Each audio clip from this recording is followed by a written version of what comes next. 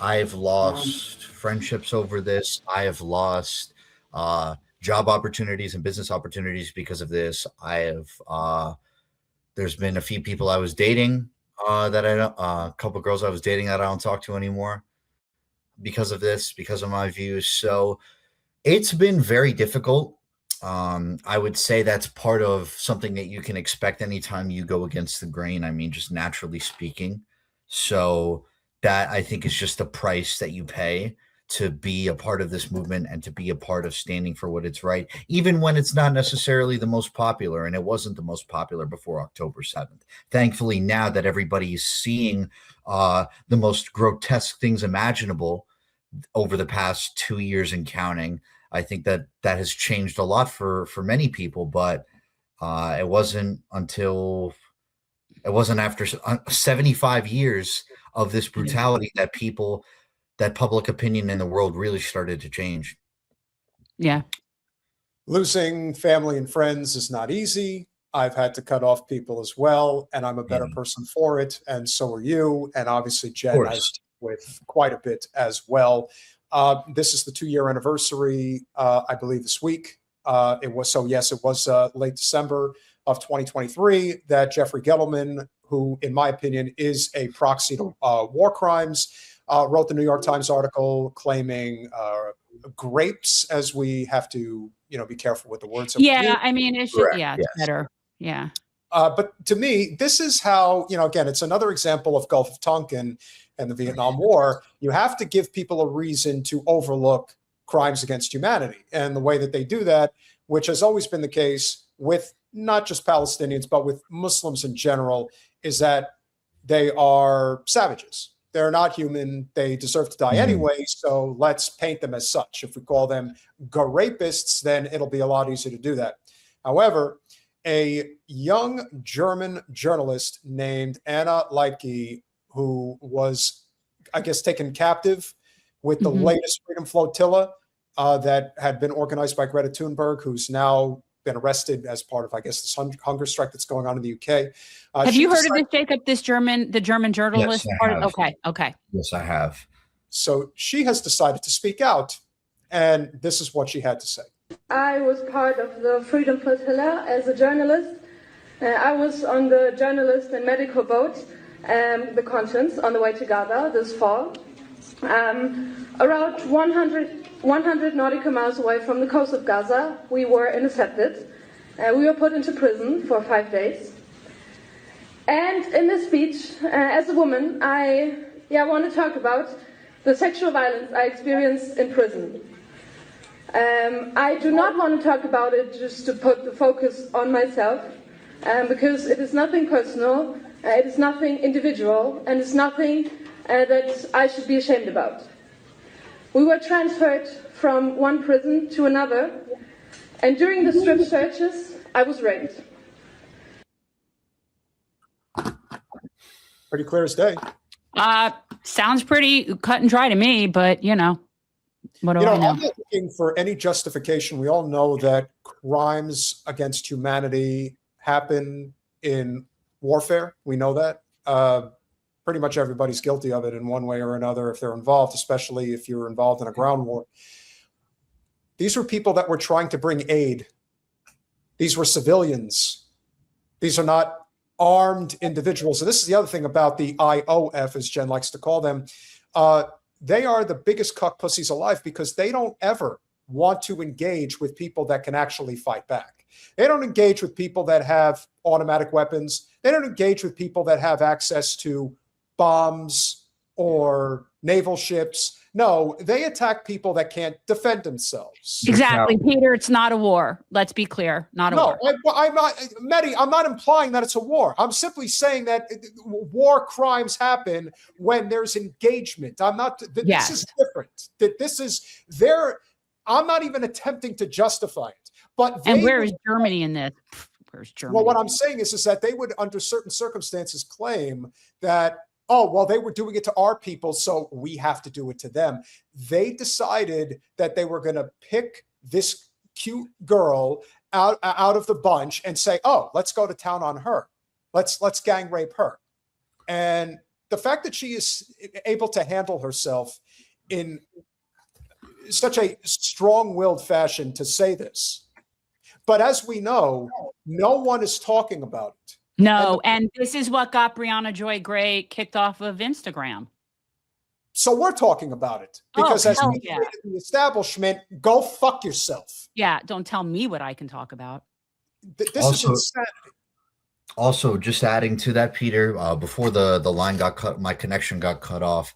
I would say that because not only just from the sheer number and the sheer depravity, I would add, of these atrocities, but also the fact that these people, meaning figures in the Israeli government officials, have been so shameless about it that people who otherwise would have no clue what's going on are in absolute horror at the things that these people are saying. And so what I would say is that this has gotten to a point where the Jewish community, I would say, is split 50-50 as to whether or not they support the Israeli government's actions in the Gaza Strip over the last 2 years. I believe it was a poll that came out in October or November of this year where 48% of American Jews said that they disapproved of Israel's actions in the Gaza Strip. 46% of them said that they approve, and the other, I think, 6% were undecided. So it's very 50-50. And I saw I think it was a Washington Post article that said 39% of American Jews believe that Israel's committing genocide, which unfortunately is still the minority, but 61% believe that Israel has committed major war crimes in Gaza. And if you add 61 plus 39, you get 100 out of 200, which is dead even. So I would say that it's safe to say that now in 2025, the Jewish community is dead split as to whether or not they want to keep supporting us or not. That's not to say that the majority of them are anti-Zionist. I want to be clear. Oh, but yeah. It is showing. And I'm sure you could testify to that, Jenna. Yeah. I mean, we're members of the community ourselves, so we know this. We're no stranger to this, but things are changing rapidly. Yeah. This is why, Bree is a friend. She's been a guest on the show, and she is somebody who has also not pulled any punches about the future of this country. She and I worked on a project that I'm not going to get into now, but she was somebody who was willing to buck the orthodoxy and buck the establishment. She is an exceptionally intelligent and well-executed journalist, and she's not willing to play the game. And that's why they hate her guts, because she could easily be one of the most prominent people on TV. She's very beautiful. She's very well-spoken, but that's not her. And so the fact that she goes against it, instead of being an MS Now talking head or a CNN talking head, what is she doing? She's doing real journalism and bringing attention to stories like this that actually matter. And so what did they do? They shut her down. Mm-hmm. So therefore, I have to talk about this. Yeah, you can't. Yeah. We wouldn't be the channel that we are if we didn't address this. We are basically, it's not a suicide mission. I don't want it to even be suggested in that respect. I was going to say, Peter and I are not suicidal. No, but we have. Neither am I. Okay, yeah, good. Definitely. And neither is Jacob. Okay. We have accepted the fate of this channel. We know that at any moment they could shut us down, and perhaps they will. We have accepted that is the fate that we will likely have to deal with when it happens, because we're not going to run away from the truth. We're not going to, now all of a sudden we have a channel that makes some money. We're going to get our mind right and we're going to be like everybody else. No, not at all. In fact, the bigger we get, the more we hope to actually create an impact. And that's why covering this, I think, is even more important, because of the fact that Bree was one of the very few people who decided to cover it. Let me tell you, man, I'm looking around, no one is touching this story. Nobody. And there's a reason, because it gets too close to the truth. Would you say? And I wish I could just call Cheryl and ask her to make another movie about actual rapes. Yeah, you didn't even bother to tell Jacob that you grew up with Sheryl Sandberg. So I did grow up with Sheryl Sandberg. Really? She's a year ahead of me, but yes, I am. I am that year. Yeah. Where did you get bar mitzvahed? I got bar mitzvahed at a temple in Sunrise, so not too far Okay. from Fort Lauderdale. Temple Beth Israel was one of the many temples in the area, like Sunrise Plantation area. That was where I had my bar mitzvah. I was there for, I think, for Hebrew school, like 3 years, I think it was. I'm just glad that you didn't say Kolami. Oh man! My God! I drive by there all the time. Yeah, I'm just glad you didn't say that. Yeah, that's Why, are they very bad? They're very ultra Zionist. Yeah. I would say yes, and just very, I would say neo-libby filled reform is so that.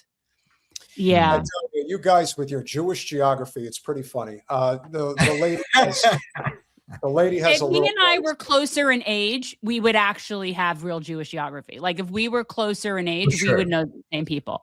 We're just, I'm old enough to be his mother, so we're not going to know the same people. Well, Jen, you looks like you have you are leaving South Florida, but you're bringing the spirit of a good young Jewish boy into your home as well again. So there's and that's the thing. I mean, I'm leaving. Actually, I'm moving. And one of the main things is I cannot deal with the Zios and the Israelis here. I just can't. I can't deal with it anymore. I don't want to be around it. I don't want to hear it.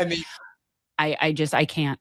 And the other thing to keep in mind, Jacob, because of what's happening, especially that the tide is turning, it's clear that it's turning against Israel. Mm-hmm. South Florida, if you think they're overwhelmed with Zios now, it's only going to get worse. Oh, I'm sure. And I don't intend to stay. I really don't intend to stay either.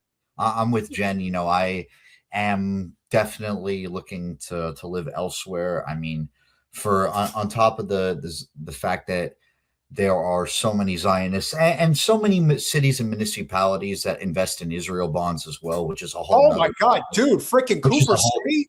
Do you know the shit that they do in Cooper City, man? That's just one of many. Yeah, but they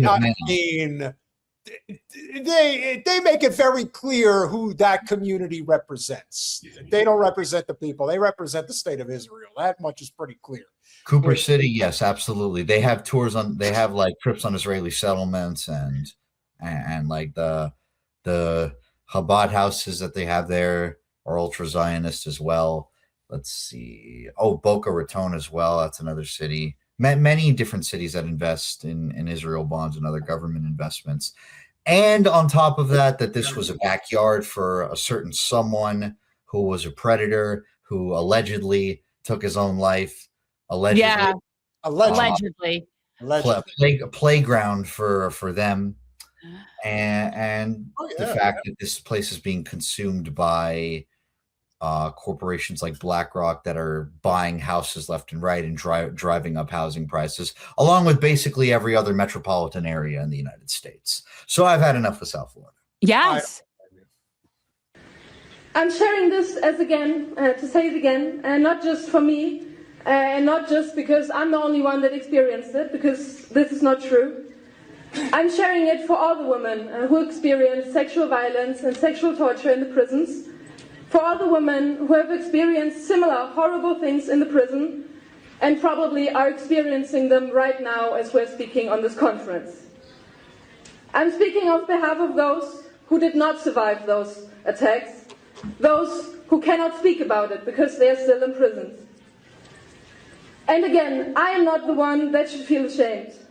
It is the Zionist states and its prisons, his guards, who should feel ashamed. But on the other hand, there's nothing else to expect from states like those.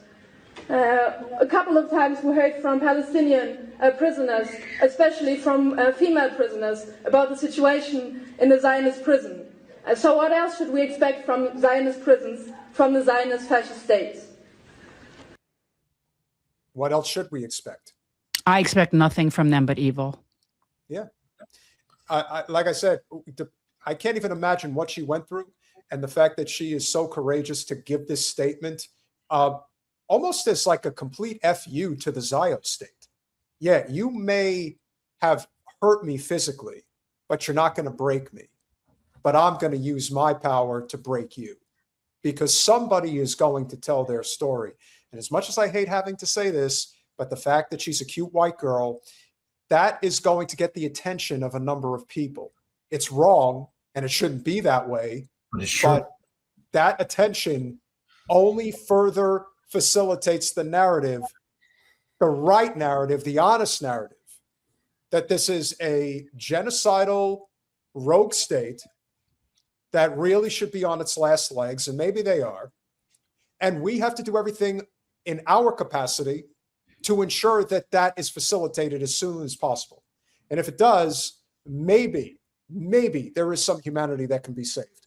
So to her credit, to Anna's credit, she's doing an amazing job. And the way that she's framing it, as if to say, this has got nothing to do with me, because I'm not the only one who has to deal with this or has dealt with it. This is for humanity, and this is to break the Zionist state. So hats off to her, and she has a little bit more to say. One thing is very important. It did not break my will. There's so many role models, so many women comrades, so many brave women I take a lot of strength from. And looking back at history, women have always been stronger than that. And I will end my speech with saying this. I will not stop fighting for justice and the end of violence until every woman is free and has received justice. I will not stop fighting until patriarchy does not exist. And to be very clear, people like her are already badass in the first place, because anybody that signs up to do the flotilla is just a badass individual. And you do know that there is a very strong likelihood that you will be in detention for some time, and you really don't know what to expect. So, these people are just badass in general. But I don't think this is getting anywhere near the attention that it should. And then I also think, well, why should it? What makes it, what I feel like right now with this, Jacob? It's almost like the, Manish Tana, because it's like, what makes this different than any other day with the Zionist state? Yeah. And I'm, again, not that that's not horrible, but why this? Why would this matter to somebody? Yeah. And I would say that, just adding on to that, I would say the sacrifice of everybody who gets on this is only going to be multiplied as time goes on. And we're seeing that they are actually planning to sail with a few hundred ships next time, because I think the last flotilla had some 50 odd ships, I believe it was in total, and now they're expecting several hundred. So they're not going to stop anytime soon. And I definitely would say that the more and more Israel tries to stop these flotillas, the more and more they will only grow, and they will grow from a few hundred to a few thousand. And then it's going to keep escalating from there.